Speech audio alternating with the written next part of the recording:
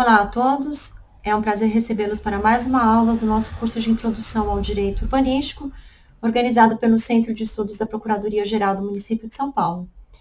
O meu nome é Débora Soto, sou procuradora do município desde o ano de 2003, trabalhando atualmente na assessoria jurídica da Secretaria de Habitação, e eu também sou doutora em Direito Urbanístico pela Pontifícia Universidade Católica de São Paulo. Nesta aula, nós vamos tratar do Estatuto da Metrópole. Como sempre, para falar do Estatuto da Metrópole, nós precisamos primeiramente examinar alguns parâmetros constitucionais sobre a questão metropolitana. Está disposto no artigo 25, seu parágrafo 3º da Constituição da República, que os estados poderão, mediante lei complementar, instituir regiões metropolitanas, aglomerações urbanas e microrregiões, que são entidades territoriais administrativas constituídas por agrupamentos de municípios limítrofes, constituídas com o objetivo de integrar a organização, o planejamento e a execução de funções públicas de interesse comum. Né? O que são essas funções públicas de interesse comum? Elas envolvem, normalmente, a prestação de serviços públicos de competência comum dos entes federativos. Né? É o caso da habitação, transporte e saneamento, sobretudo. Né? As funções de interesse comum também envolvem as ações atinentes à preservação e proteção do meio ambiente, por exemplo. E esse conceito de funções públicas de interesse comum, ele remete à concepção de federalismo de cooperação. Né? A forma federativa de Estado, eleita pela Constituição Federal de 88, ela implica, ela exige a cooperação entre os entes federativos, né?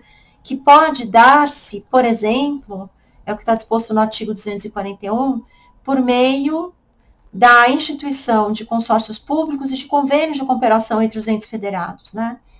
Está disposto nesse artigo 241 que a União, os Estados, o Distrito Federal e os municípios disciplinarão por meio de lei os consórcios públicos e os convênios de cooperação entre os entes federados, autorizando a gestão associada de serviços públicos, bem como a transferência total ou parcial de encargos, serviços, pessoal e bens essenciais à continuidade dos serviços transferidos.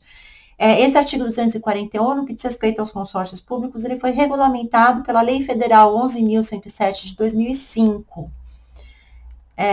Até o momento do advento do Estatuto da Metrópole, municípios pertencentes a regiões metropolitanas, a aglomerações urbanas, ou mesmo municípios integrantes das mesmas micro-regiões, vinham constituindo consórcios para compartilhar a execução de algumas funções públicas de interesse comum. Então, no estado de São Paulo, há muitos consórcios constituídos, por exemplo, para fazer a gestão compartilhada de resíduos sólidos, ou para fazer a prestação compartilhada de alguns serviços de saneamento, como, por exemplo, a distribuição domiciliar de água potável, a coleta domiciliar de esgoto.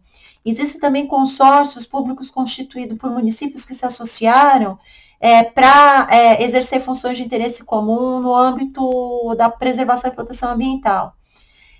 O Estatuto da Metrópole, ele foi aprovado por meio da Lei Federal número 13.089 de 2015. Na apresentação está constando 2018, mas a lei é de 2015, que ela foi alterada em 2018. O Estatuto da Metrópole, ele é uma lei de caráter nacional que também veicula normas gerais de direito urbanístico pertinentes à questão metropolitana. Ele traz como seu conteúdo a veiculação de diretrizes gerais para o planejamento, gestão e execução das funções públicas de interesse comum, normas gerais sobre o Plano de Desenvolvimento Urbano Integrado, o PDUI e outros instrumentos de governança interfederativa, e ele também estabelece critérios para que a União possa fornecer suporte, apoio para as entidades metropolitanas. A primeira espécie de entidade metropolitana, aglomeração urbana, ela é definida pelo Estatuto da Metrópole como agrupamento de 2 ou mais municípios limítrofes que apresentem complementariedade funcional e integração de dinâmicas geográficas, ambientais, políticas ou socioeconômicas. Aí na ilustração eu trago o mapa da aglomeração urbana de Jundiaí, que é integrante da macrometrópole paulista, que liga aí a região metropolitana da Baixada Santista, passando pela região metropolitana de São Paulo, aglomeração urbana de Jundiaí, até chegar na região metropolitana de Campinas. A região metropolitana, por sua vez, é definida pelo Estatuto da Metrópole como uma unidade regional instituída pelos estados por meio de lei complementar. Unidade regional essa constituída por agrupamento de municípios limítrofes, no intuito de integrar a organização, planejamento e execução de funções públicas de interesse comum. A região metropolitana, ela é uma conurbação que já ganha especial protagonismo e importância regional.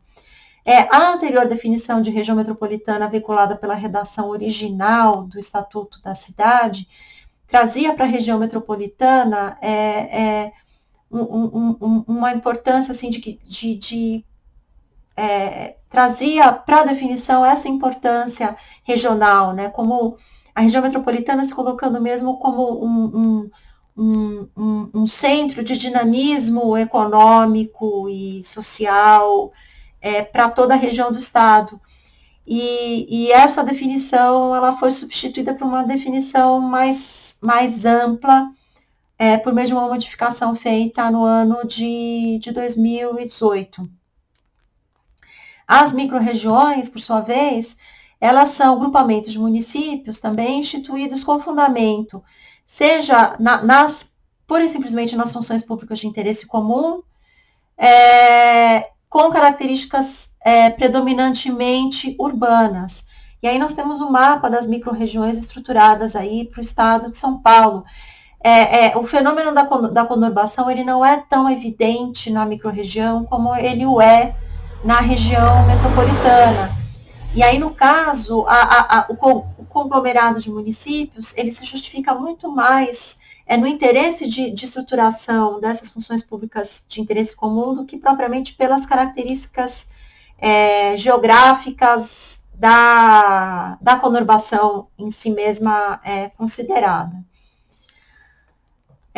O Estatuto da Metrópole, ele avança na definição das funções públicas de interesse comum, definindo a função pública de interesse comum como uma política pública ou uma ação nela inserida, cuja realização por parte de um município isoladamente ou seja inviável, ou seja capaz de causar impacto, sobretudo impacto negativo nos municípios limítrofes.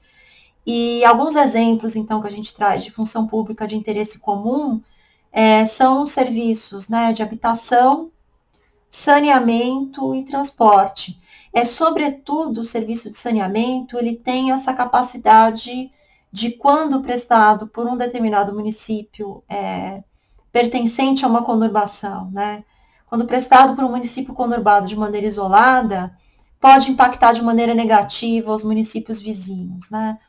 A gente vive aqui na região metropolitana um desafio muito grande no que diz respeito ao próprio processo de despoluição do rio Tietê, devido à fragmentação da forma de prestação dos serviços de saneamento entre os diferentes municípios pertencentes à região metropolitana de São Paulo, em que nem todos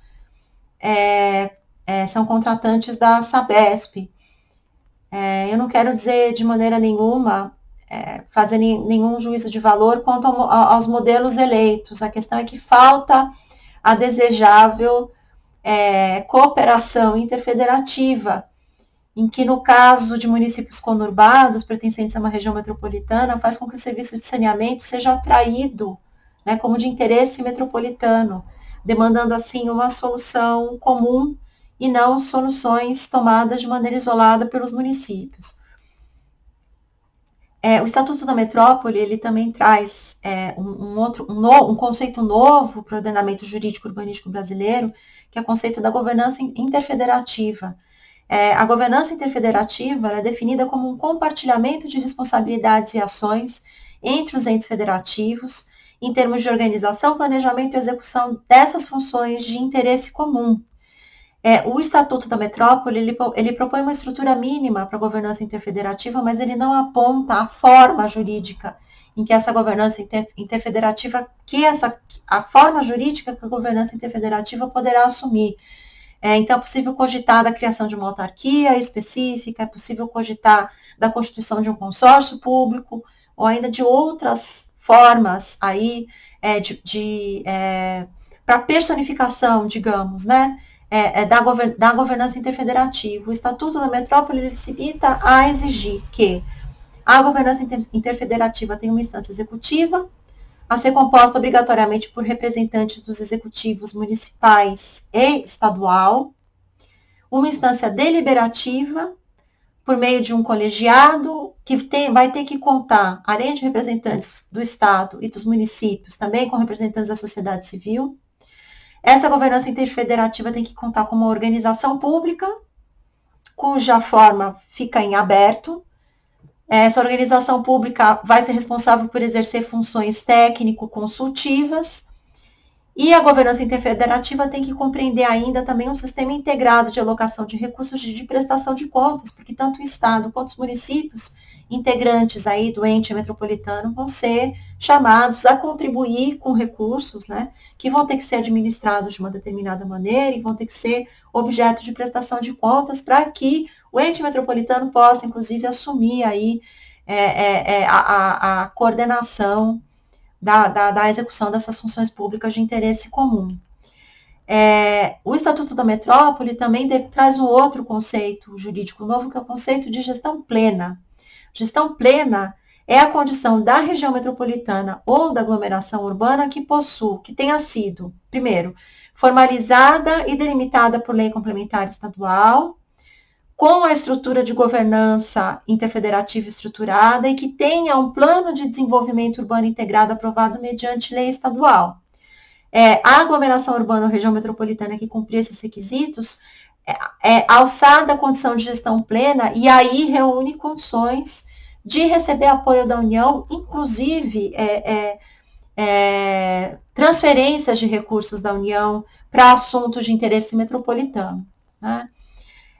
Quais são os requisitos da lei complementar estadual que vai instituir, que poderá instituir uma região metropolitana ou aglomeração urbana, nos termos do artigo 25 da Constituição da República, né, de acordo com o que dispõe agora o Estatuto da Metrópole. É preciso que essa lei complementar indique os municípios integrantes, que indique os campos ou funções que justificam a sua instituição, que podem não ser os mesmos de um ente metropolitano para outro, né?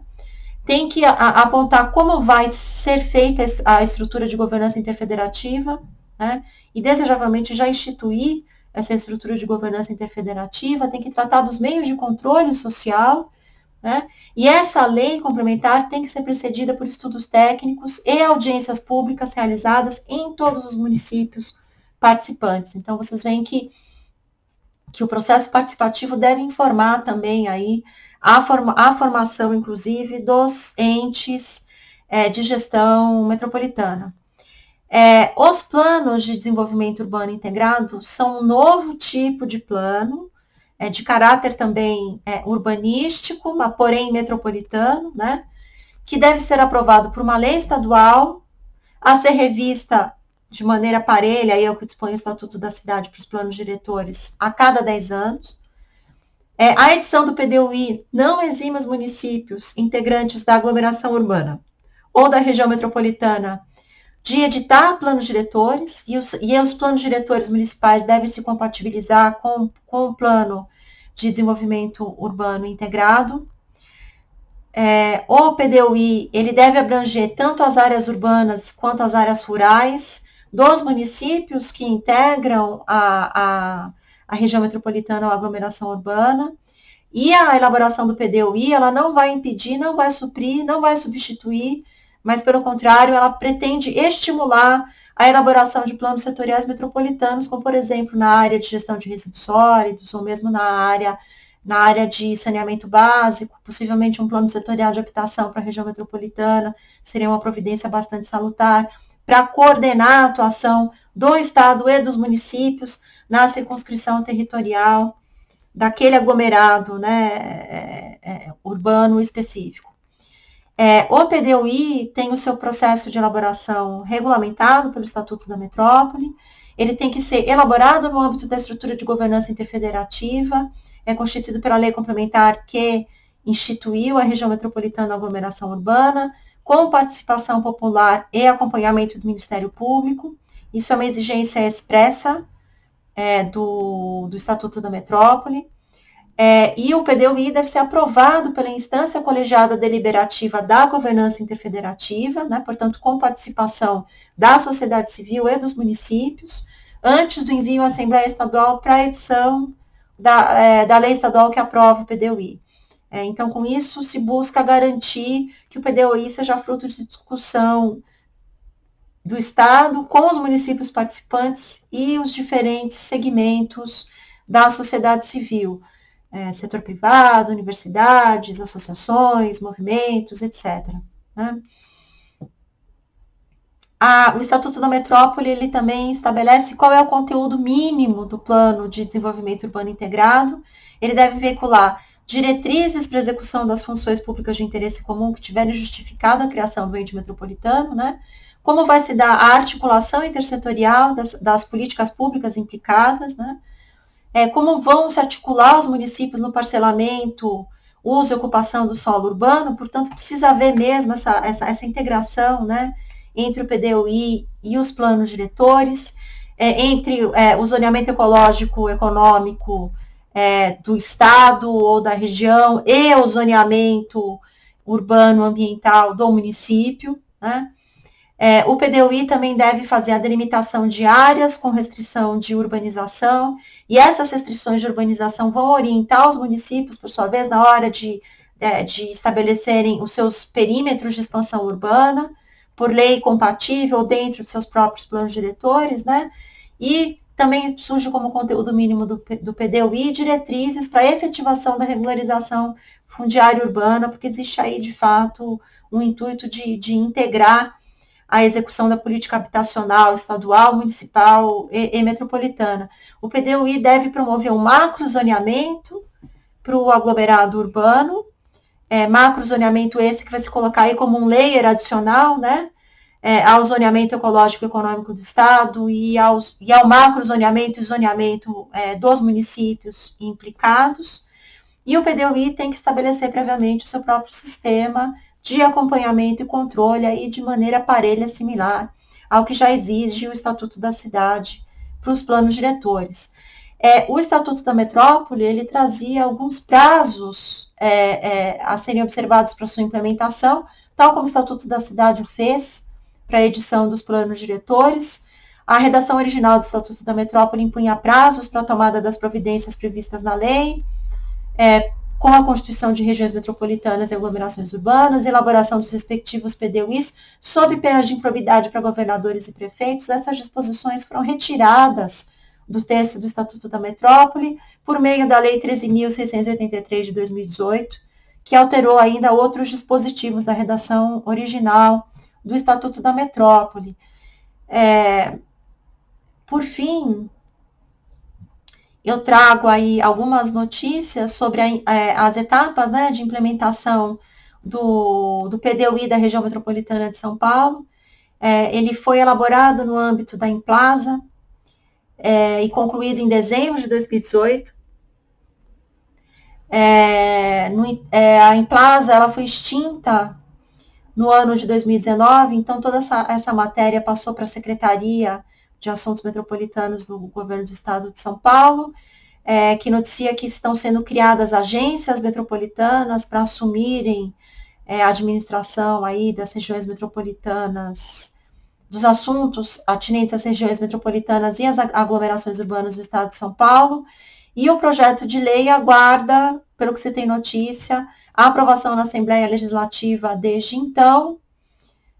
O processo todo está parado, especialmente depois da alteração do Estatuto da Metrópole, que retirou as penas de improbidade para prefeitos e governadores, retirou os prazos, retirou as penas de improbidade. Então, o PDUI aguarda aí impulso, a entrada na ordem de prioridades do governo do Estado, depois de um esforço razoável aí, com participação do município de São Paulo e dos demais municípios componentes da região metropolitana, da região metropolitana de São Paulo, para a elaboração do PDUI, com muitos debates e razoável processo participativo. O que se precisa entender é que não há competição e nem hierarquia entre o PDUI e o plano diretor municipal, né? Eles têm âmbitos de atuação distintos, eles são layers, né? Que se sobrepõem e que estão aplicados a finalidades distintas. E uma observação que a gente pode colocar é que, eventualmente, achados aí conduzidos no âmbito da elaboração do PDUI podem, eventualmente, informar, inclusive, aspectos a serem trabalhados agora na revisão do Plano Diretor Estratégico de São Paulo, programada para 2021. Eventualmente, pode ser oportunidade para o município de São Paulo de aparar arestas, digamos assim, né, entre as disposições do seu plano diretor e o PDUI, no interesse da cooperação interfederativa pela execução dessas funções públicas de interesse comum na região metropolitana de São Paulo. Com isso, eu concluo a aula, agradeço a presença de vocês e desejo a todos uma ótima continuidade desse curso de introdução ao direito urbanístico realizado pelo Centro de Estudos Jurídicos da Procuradoria-Geral do Município. Fiquem bem, obrigada pela atenção e boa sorte no restante do curso.